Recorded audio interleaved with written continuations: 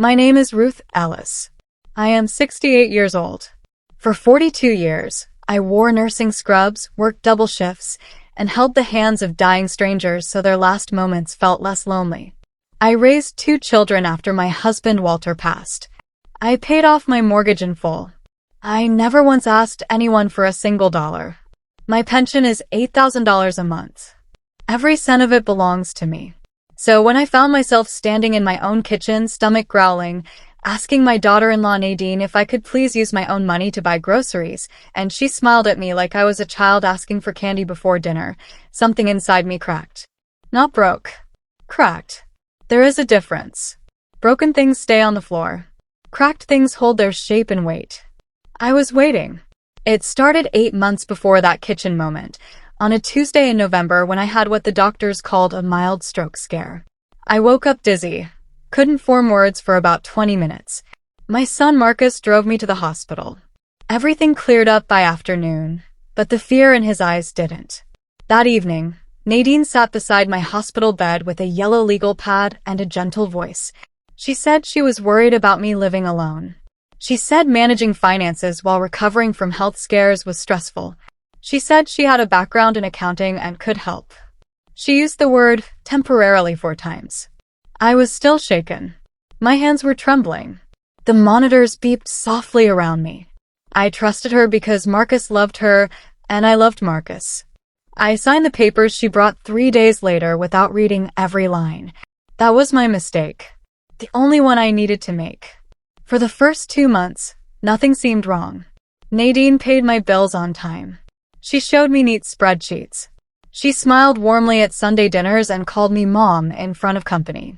Marcus seemed relieved that someone was handling things. I moved into their spare bedroom in December because Nadine suggested my house was too much to maintain during winter. Another temporary arrangement. But by January, I noticed the allowance she gave me each week had shrunk. First it was $200, then $150, then $100. Each time she had a calm explanation. Heating costs, car insurance, property taxes on my house, which I no longer lived in. I nodded along because the numbers sounded reasonable and I didn't want to seem difficult. The word difficult is a trap laid for older women. I understand that now. Back then, I just kept nodding and watching my own money disappear like smoke through a screen door. By February, I was skipping lunch most days. Not because I chose to. Because I was embarrassed to ask Nadine to unlock the grocery budget again. She had started requiring me to submit a list before any food purchase. If she decided something was unnecessary, sparkling water, a specific bread I liked, the vitamins my doctor recommended, she removed it. She never yelled. She never called me names. She simply smiled and said, "We're being mindful, Mom. It's what's best." I was a registered nurse for 4 decades. I understood what malnutrition looked like in elderly patients. I had held their hands. I had written their charts. I did not recognize it in myself until I caught my reflection in the hallway mirror one morning and saw how loose my collar sat on my shoulders. I stood there for a long time, looking at the woman staring back at me. She looked frightened. I decided right then she shouldn't be. The pharmacy moment broke something loose in me. I had a prescription for blood pressure medication, the same one I had been taking for 6 years. I handed my card to the cashier, a young woman with kind eyes and a name tag that said, Bree. The card declined. There were 4 people in line behind me. Bree tried it twice. She looked at me with that careful pity people use when they don't want you to feel ashamed. I felt ashamed anyway. I mumbled something about a banking error. She nodded too quickly.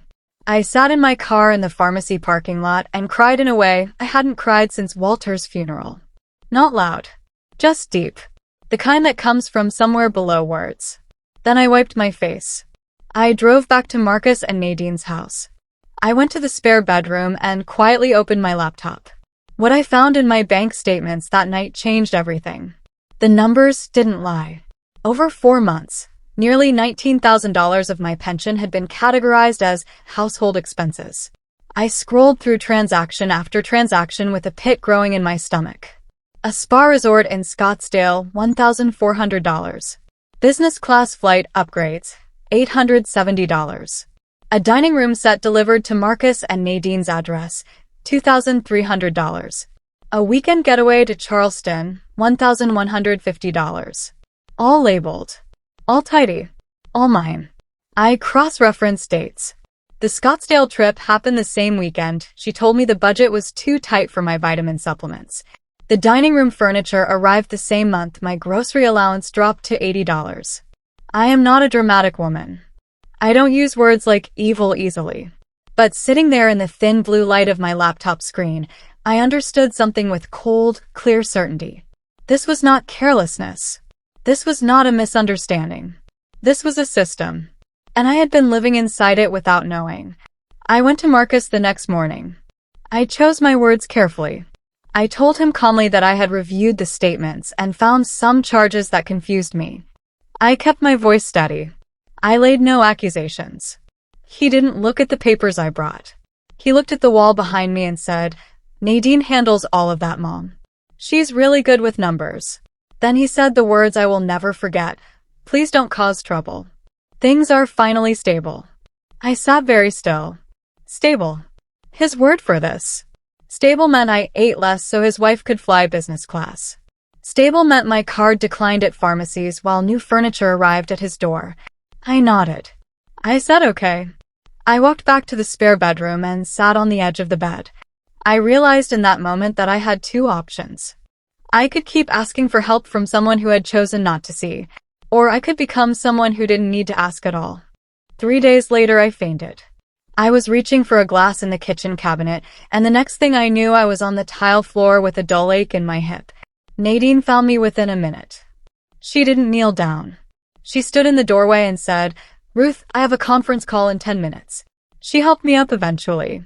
She got me to the couch. She brought me a glass of water and a single cracker, then disappeared into her home office and closed the door. I sat on that couch with the cracker in my hand and I made a decision. No more asking. No more explaining. No more gentle conversations that went nowhere. I was a nurse for 42 years. I knew how to observe without being observed. I knew how to document without alerting anyone. Starting that afternoon, I began paying attention to everything. Every comment. Every transaction. Every pattern. I became very, very quiet. Nadine was organized but arrogant. She kept files on the shared home computer that she believed I didn't know how to access. She was wrong.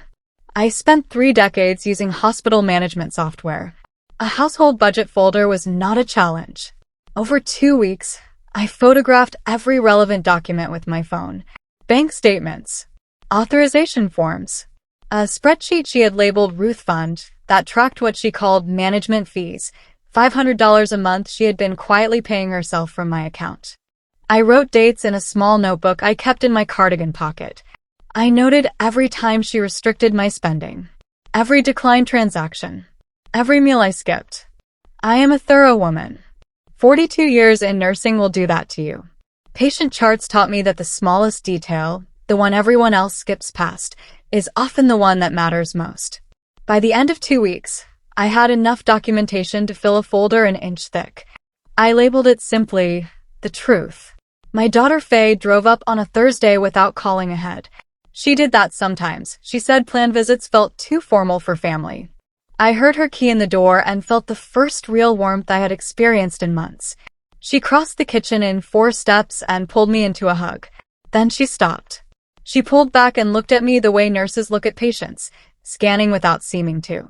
Her hands were still on my shoulders. I watched her eyes move down and back up. She was doing the same assessment I had done to thousands of patients in 4 decades. Checking color. Checking frame. Checking the loose way my sweater hung. Nadine appeared in the doorway at that exact moment, cheerful and polished, and immediately began talking. About the house renovations. About Marcus's promotion. About how well she had been managing things. I watched Faye's eyes flick to me once, briefly, while Nadine talked. Her expression didn't change, but something behind her eyes did. That night, after Marcus and Nadine went to bed, Faye came to my room. She sat on the edge of the mattress exactly the way she used to when she was 9 years old and couldn't sleep. She didn't rush into anything. She just sat with me for a moment in the quiet. Then she asked, Mom, are you eating enough? I said I was fine. She waited. That is Faye's particular skill. She can wait longer than you can pretend. After 40 seconds of silence, I felt my throat tighten. My eyes filled. I pressed my lips together to hold it in and couldn't. I told her about the allowance, the declined card, the faint, the cracker Nadine brought before closing her office door. I told her in a flat, quiet voice, the same voice I used to use when reading patient charts aloud. Factual. Ordered. Controlled. When I finished, Faye sat perfectly still for a long moment. Then she asked the question that changed everything. Mom, who controls your money? I got the folder from under the mattress and handed it to her. Faye is an attorney. She has been one for 19 years. I watched her read the way she reads contracts, without expression, without reaction, turning pages at an even pace. It took her 22 minutes to go through everything. When she finished, she closed the folder and set it on her knees. She looked at the wall for a moment. Then she looked at me. She has been paying herself a management fee, Faye said. Not a question. $500 a month, I said. For 8 months. Faye nodded slowly.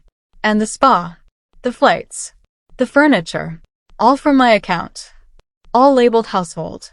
She was quiet again. Then she said 6 words in a voice I had never quite heard from her before. Calm, but with something hard underneath it, like wood over concrete. She can't legally do this, Mom. The next morning, Faye called a colleague, a woman named Attorney Paula Okafor, who specialized in elder financial abuse cases. I sat at the kitchen table with my tea while Faye paced the backyard on the phone, speaking in the low, efficient way she used when cases were serious. When she came back inside, she sat across from me and explained everything clearly.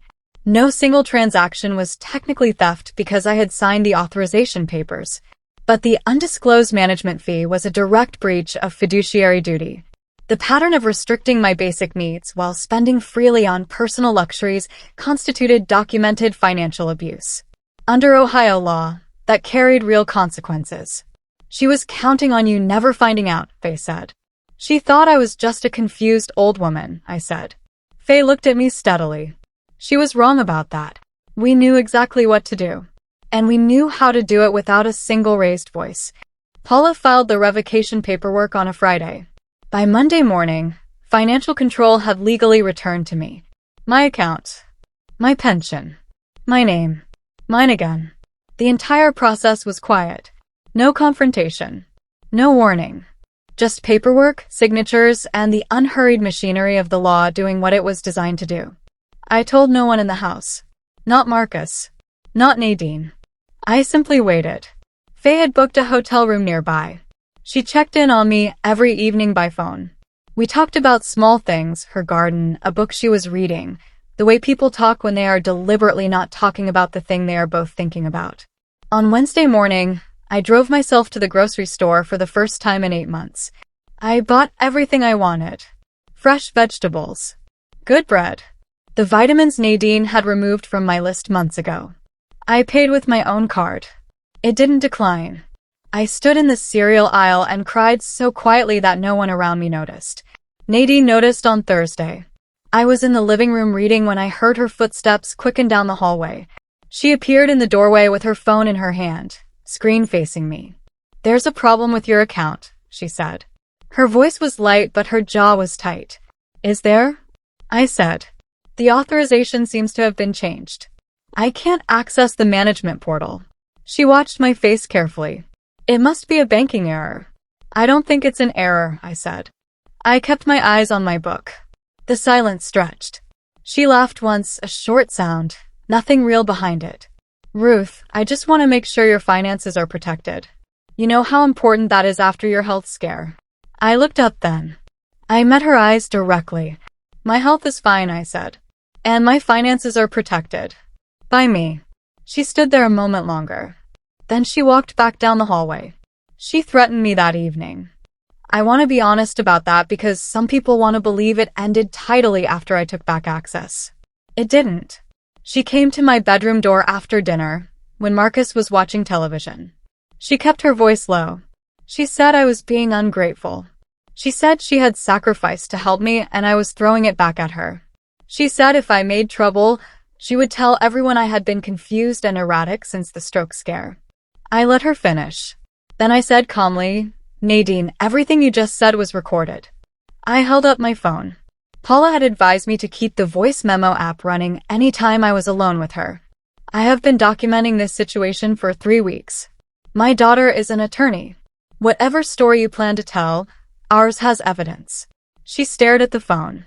For the first time since November, she had nothing to say. Faye arranged the family dinner for Saturday. She called Marcus and suggested a family meal to reconnect. She was warm and casual on the phone. She said she had been worried about everyone being too busy and losing touch. Nadine, I later learned, spent Friday telling Marcus that I had become paranoid and difficult. She was building her version of events before anyone else could build theirs. She arrived at Saturday dinner composed and gracious, touching Marcus's arm, refilling glasses. She did not know what Faye had printed and placed face down in a folder beside her plate. I sat at that table and ate a full meal, something I hadn't done in months, and I kept my hands steady and my face calm. Marcus talked about work. Nadine laughed at the right moments. And Faye waited, the way she always waited, patient and quiet, until exactly the right moment to turn the folder over. Faye didn't make a speech. She simply slid the printed statements to the center of the table and said, I want to talk about Mom's finances. Marcus picked up the first page. Faye read the expenses aloud. Not dramatically, just clearly with dates.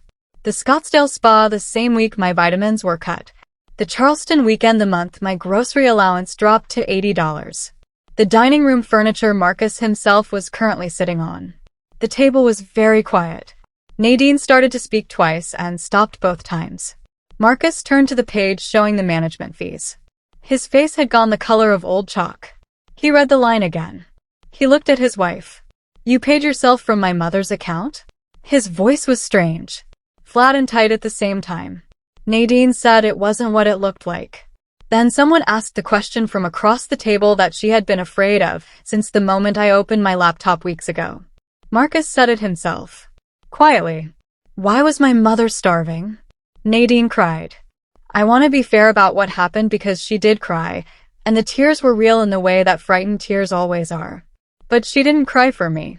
She cried because the room had shifted and she could feel it. She said she was overwhelmed. That managing the household had been more than she expected. That she hadn't realized how the amounts added up. She looked at Marcus when she said it, not at me. Marcus didn't look back. He was still holding the page with the management fees. He turned it over once, then again, as if the numbers might be different from the other side. Faye said nothing. She let the silence do the work. I sat with my hands in my lap. I had rehearsed what I might feel in this moment. Triumph, bitterness, relief. I felt none of those things. I felt clear, like a window after rain. I watched my son begin to understand what had been done in his house, to his mother, with his silence. She came to my bedroom that night around 11. Her eyes were puffy and her hair had come loose. She looked less like herself than I had ever seen her look. She stood in the doorway and said she was sorry. She said she didn't mean for it to go this far. She asked me to talk to Faye. She asked me to tell Marcus it was a misunderstanding. I sat on the edge of my bed and looked at her. I thought about the pharmacy, the cracker on the couch, the faint on the kitchen floor. 8 months of shrinking, asking permission, being managed like a problem instead of a person. I was not angry. I want to be clear about that. What I felt was something quieter and more permanent than anger. I said, Nadine, I will not fix this for you. What happens next is the result of what you chose to do, not what I choose to do now. She stared at me for a long moment. Then she closed the door. I moved out the following Friday. Faye helped me find a 2-bedroom apartment 12 minutes from her house. It had tall windows and a small balcony and a kitchen that was entirely mine. I did not take anything that wasn't mine. I left no note.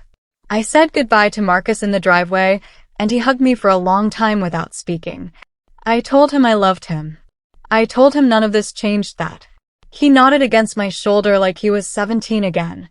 I did not say goodbye to Nadine. Paula had filed a formal complaint with the Ohio Adult Protective Services the week before.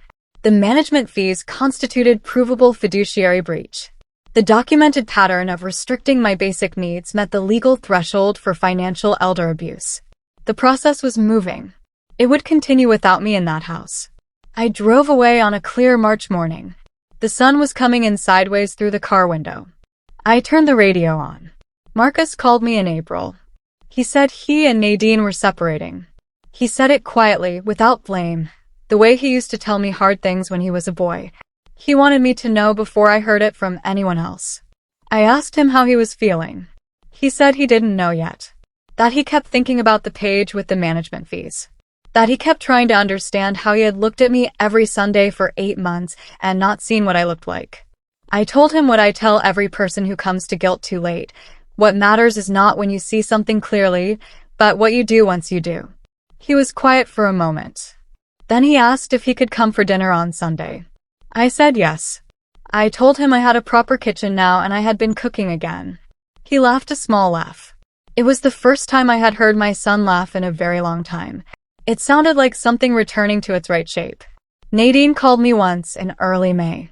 I almost didn't answer. I did anyway. She didn't sound like herself. The confidence was gone. That smooth, managed tone she used for every conversation, like it was a presentation she had rehearsed. She sounded tired. She said she just wanted me to know she understood now what she had done. She said she hadn't thought of it as stealing, that she told herself she was managing, that the extras were compensation for her time. I listened. Then I said, Nadine, for 8 months I asked permission to eat with my own money. You watched that happen and adjusted the numbers in a spreadsheet. Whatever you told yourself you knew. She didn't argue. I said, I'm not going to help you feel better about it. That's work you have to do yourself. I paused. I do hope you do it. I mean that. I hung up. I sat by the window of my apartment for a while. The trees outside were turning green. I made myself a full cup of tea and drank it slowly. By June, my life had rebuilt itself in ways I hadn't expected. My apartment was exactly right. Quiet mornings, afternoon light, a bookshelf I arranged myself. I rejoined a volunteer nursing consultation group that I had stopped attending after the stroke scare. I cooked real meals. I slept without anxiety for the first time in almost a year. Faye came for dinner every other Sunday. Marcus came on the alternating weeks. Sometimes they overlapped and we all sat together, and those evenings felt simple and good in the way that simple good things do when you know what it costs to get them back. Paula's case moved through its process. I will not say the legal details resolved perfectly or quickly, because they didn't. These things rarely do. But the record existed. The documentation was thorough. And the woman who had managed my life for 8 months while I grew thin was now facing the weight of what she had done. I had built that case on nothing but patience and careful attention. I am telling this story because I am a 68-year-old retired nurse who almost disappeared quietly inside someone else's control, and I need other people to understand that it can happen to anyone who trusts the wrong person at a frightened moment. I did not fight loudly. I did not demand. I did not make a scene. I documented. I waited. I asked for help from the right person at the right time. And I refused to let shame keep me silent after the pharmacy parking lot. Your age does not reduce your rights. Signing paperwork when you are frightened does not mean you have surrendered your life. And the people who believe that quiet women will simply endure, they are wrong about us. Nadine believed she had won because I stopped arguing. She mistook my silence for surrender. It was strategy. I won, without cruelty, without revenge, and without breaking a single law. And on a warm June morning, standing at my own stove in my own kitchen making eggs the way I like them, with nobody's permission required, I understood something Walter used to say when our children were small. The best revenge is a peaceful life. He was right. He usually was.